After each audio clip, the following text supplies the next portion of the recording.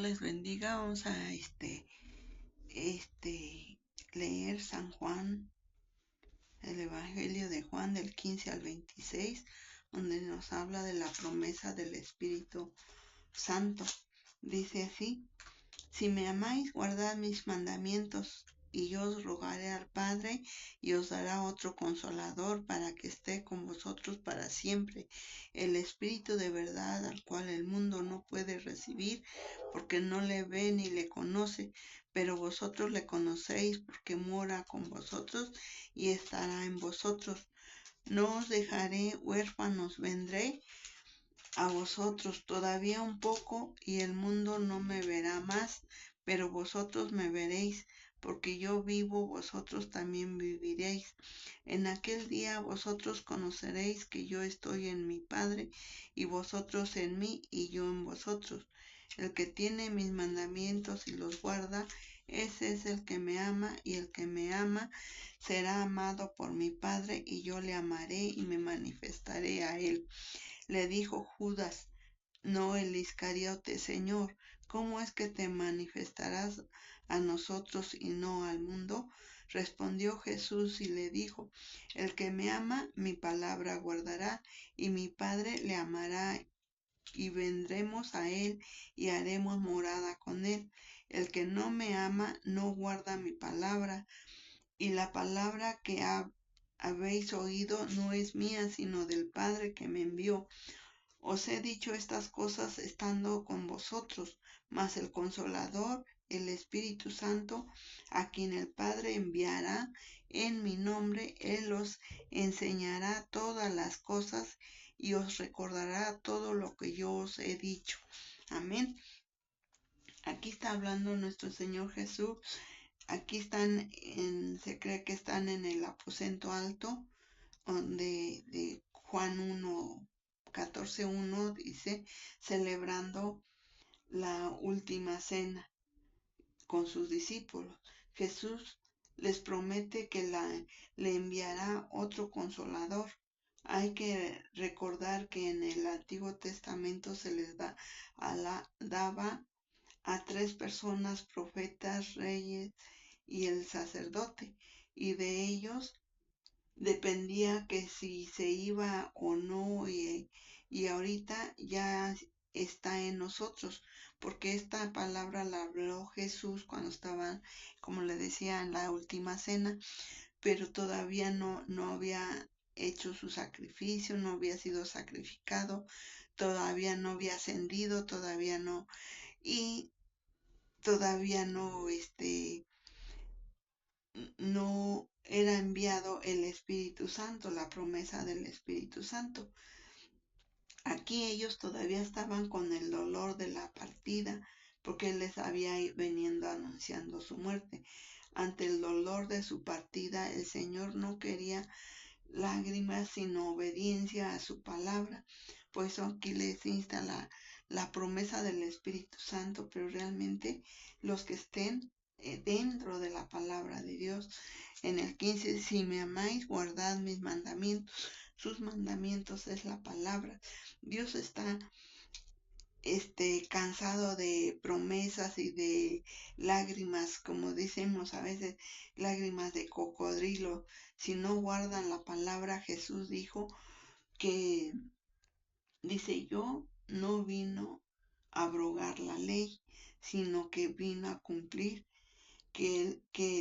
Porque a veces muchos se escudan que por qué voy a leer la Biblia, por qué voy a creer en la palabra, sí, que el diezmo era para el Antiguo Testamento, este, o sea, muchos pretextos. Dios ama al dador alegre, o sea que de todas maneras, si no quieren conforme al Antiguo Testamento, en el Nuevo Testamento dice que él ama al dador alegre. Dios es el mismo ayer, hoy y siempre. Esto no es necesario hacer sin dejar de hacer aquello. O sea que aquí nos insta en el amor, de amar su palabra, amar a Cristo. Y si esto, todo, como dicen, muchos le decían de sus compromisos y eso, pero dice que esto era necesario hacer sin dejar de hacer aquello. No hay mayor, a veces hipócrita, que decir que amamos a Cristo cuando quebrantamos sus mandamientos. En Juan 14:21, que ya lo leímos, dice: el que tiene mis mandamientos y los guarda, ese es el que me ama, y el que me ama será amado por mi Padre, y yo le amaré y me manifestaré ante él. Aquí realmente Jesús está prometiendo que Él se va a manifestar, pero a los que guardan su palabra. La oración aquí concedida también ante el dolor de su partida, el Señor les promete enviar al Consolador, al Espíritu Santo. El Consolador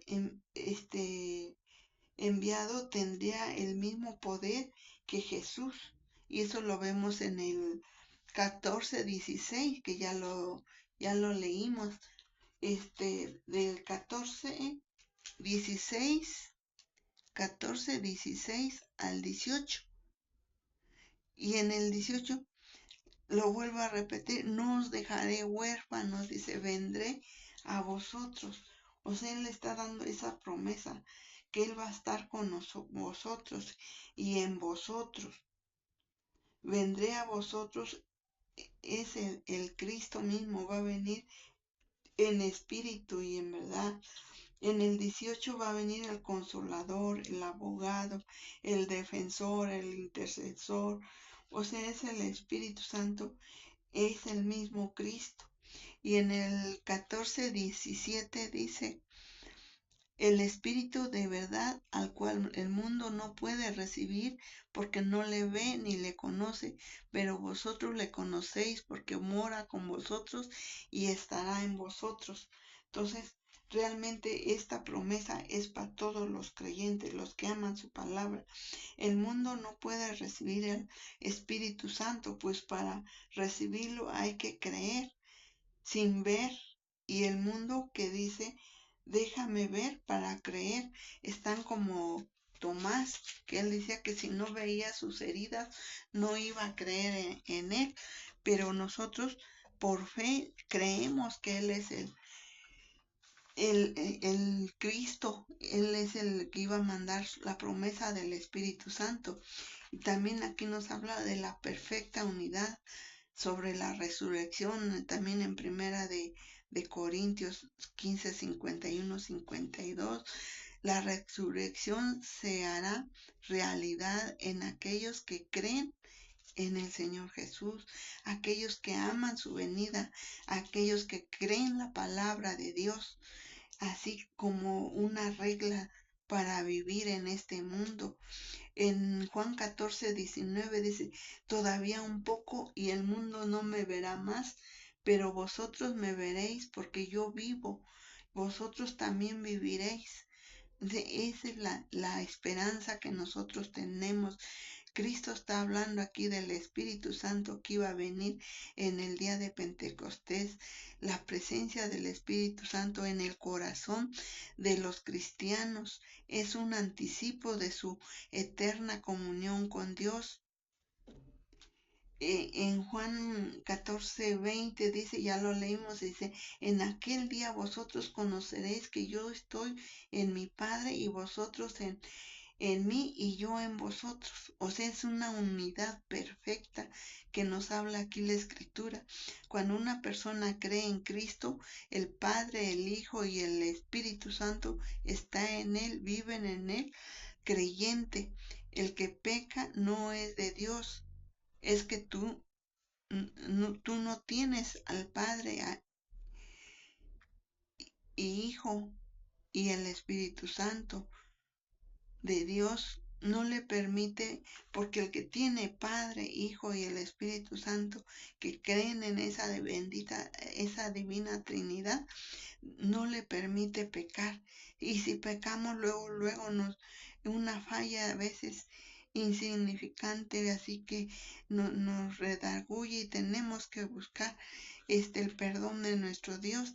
Eso es lo que, cuando el Espíritu Santo está obrando en nosotros, no nos permite pecar.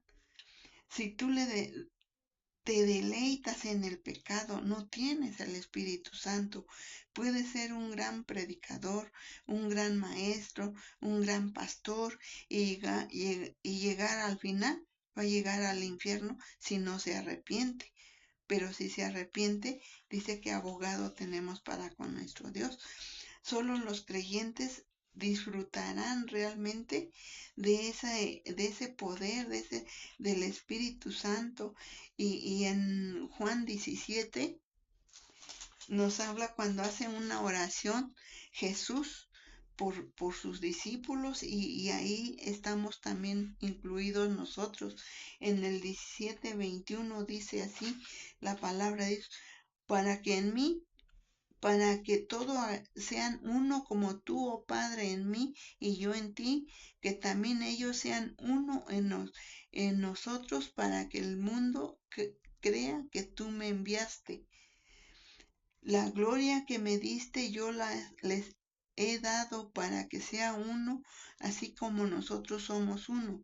Yo en ellos y tú en mí, para que sean perfectos en unidad, para que el mundo conozca que tú me enviaste y que los he amado a ellos como también a mí me has amado. Esa es la perfecta unidad que Cristo quiere para nosotros.